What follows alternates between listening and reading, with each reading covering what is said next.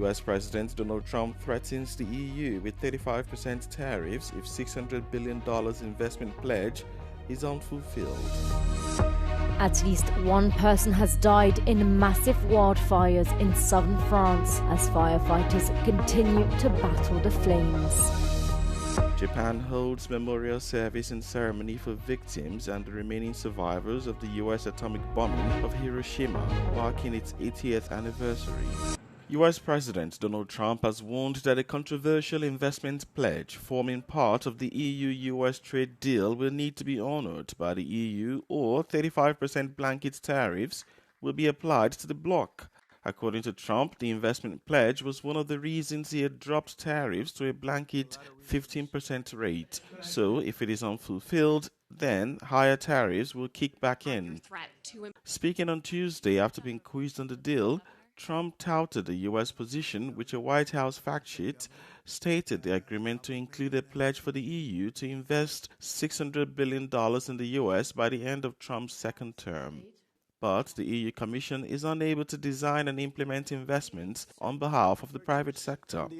Last month, Trump and EU Commission President Ursula von der Leyen unveiled a preliminary trade deal featuring a 15% tariff on most imports from the EU. The deal also included commitments from Europe to purchase $750 billion worth of American energy, the details and modalities of which are yet to be unveiled.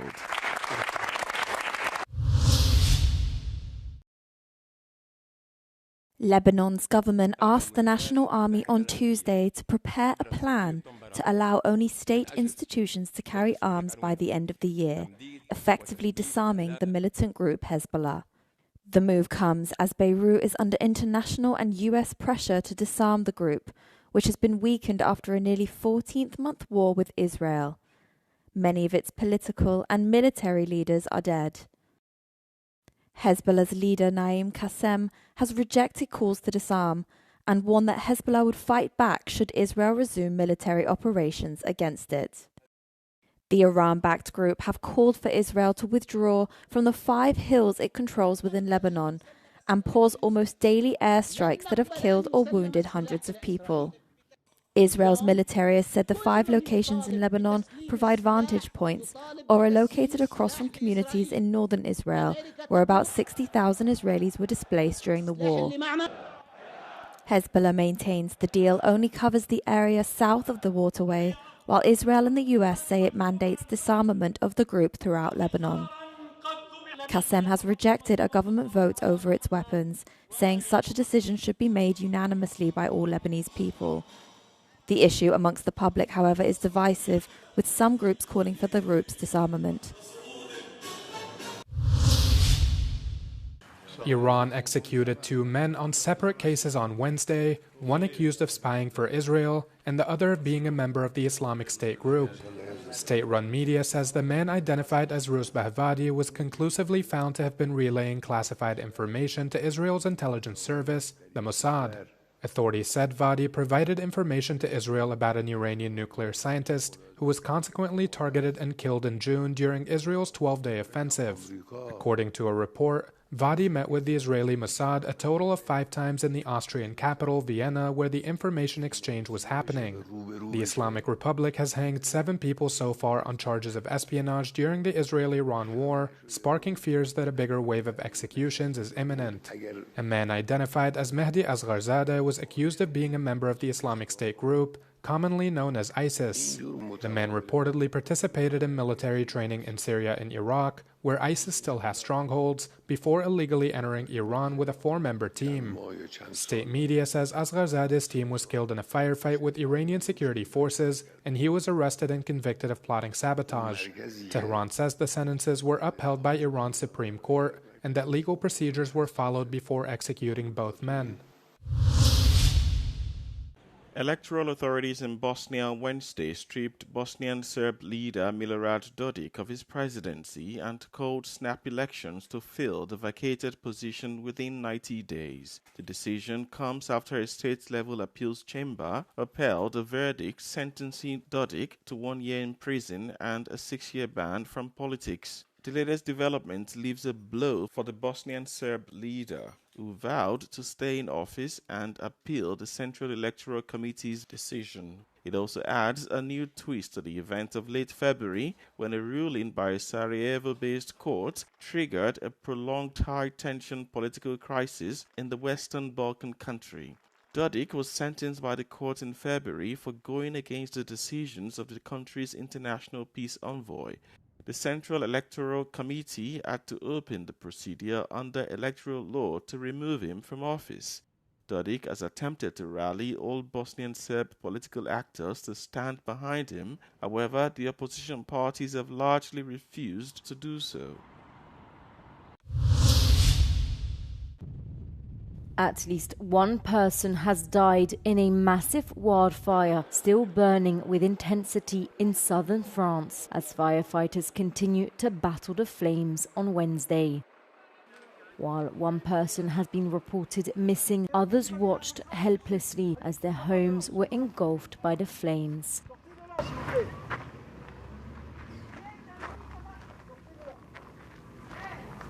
The blaze, which began on Tuesday in the rural village of Ribot in the department of Aude, has already burnt through an area as large as Paris, according to authorities.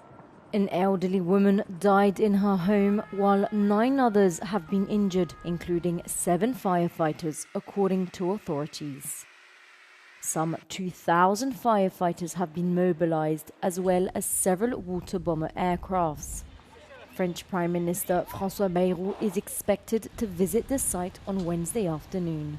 2 campsites have been evacuated as a precaution, while residents and tourists have been instructed to stay in their homes unless directed otherwise.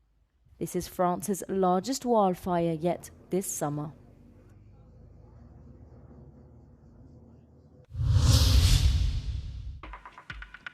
The UK's advertising watchdog has banned 2 advertisements issued by Zara for featuring models that appeared unhealthily thin. The ASA said the ads released in May were socially irresponsible and ordered Zara to not use them again. One picture shows a model wearing an oversized white shirt with her collarbones clearly visible. According to the watchdog, a shadow effect was used in another image to make the model's legs appear thinner and out of proportion to her overall body. Zara said it removed the images from its campaigns and denied reports that the images had been modified beyond standard editing. The fashion giant released a statement saying it was committed to responsible content and followed strict guidelines in the selection of models and images. The southwestern Japanese city of Hiroshima on Wednesday marks the 80th anniversary of the U.S. atomic bombing of the city, with many aging survivors warning of the growing support of global leaders for nuclear weapons as a deterrent. A minute of silence was held while a peace bell rang at 8:15 a.m. local time, the time when a US B-29 aircraft dropped the bomb on the city.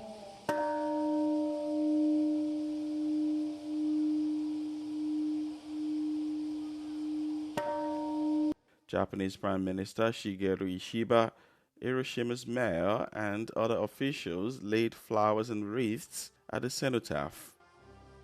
内閣総理大臣として原子爆弾の犠牲となられた方々の御霊に対し、故に謹んで哀悼の誠を捧げます。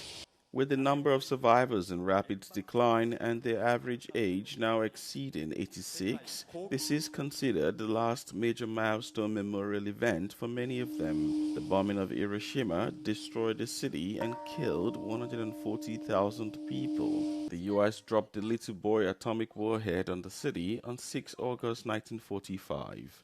A slightly bigger bomb named the Fat Man was dropped just a few days later on Nagasaki, killing 70,000 people. 50 stages and around 1,000 performances await visitors at Sziget 2025 in Budapest, Hungary, as the festival readies to dive into its 31st edition. Festival director Tamás Kadar says Sziget, Hungary's biggest event of the year, will bring several new innovations. Általában, ahogy a fesztivált kialakítottuk, én azt gondolom, hogy az a legnagyobb változás. Tehát ezek a zónák, disztriktek, ahogy elhelyezkednek a fesztiválon belül, van, ahol műfaji szempontok szerint rendezve a színpadokat, van, ahol pont azt, hogy egy ilyen összművészeti világ legyen, az ezekhez kapcsolódó dekoráció, tehát ezek a számunkra, vagy a mi életünkben óriási lépésnek számító változtatások, helyszínek cserélődtek ki, héjazatok, tehát ezek a nagy sátrak cserélődtek ki, úgyhogy én azt gondolom, hogy ez egy óriási előrelépés a Sziget szempontjából. While there are plenty of cultural and civic activities alongside the music, most people come for the tunes and especially to catch the acts on the main stage. Most festival goers were drawn to the big names, mainstream performers, though many were also tempted by the electronic lineup when buying their tickets. Yeah, Charlie XCX Charlie. and Chaperone. Yeah, Chaperone and Charlie XCX, and also FK Twigs. Yes, instead of Dalis and Brutalis, we have more of them, but Charlie was the one who made us come here. I'm excited most for Charlie, XCX, and definitely Chaperone. Anything in Colosseum, honestly. Armin van Buuren, Post Malone, the big ones, Shawn Mendes. As the Sziget has been rearranged, new green spaces have been left untouched, allowing festival goers to camp out in even more places. Organisers say the reimagined Sziget is a new way to get lost, which they say is a true festival experience. Tavaly a K-hídon több mint 400 000 ember sétált át, hogy a Szigeten fesztiválozzon. Idénre a szervezők még több vendéget várnak. Rácz K. Bence, Euronews, Budapest.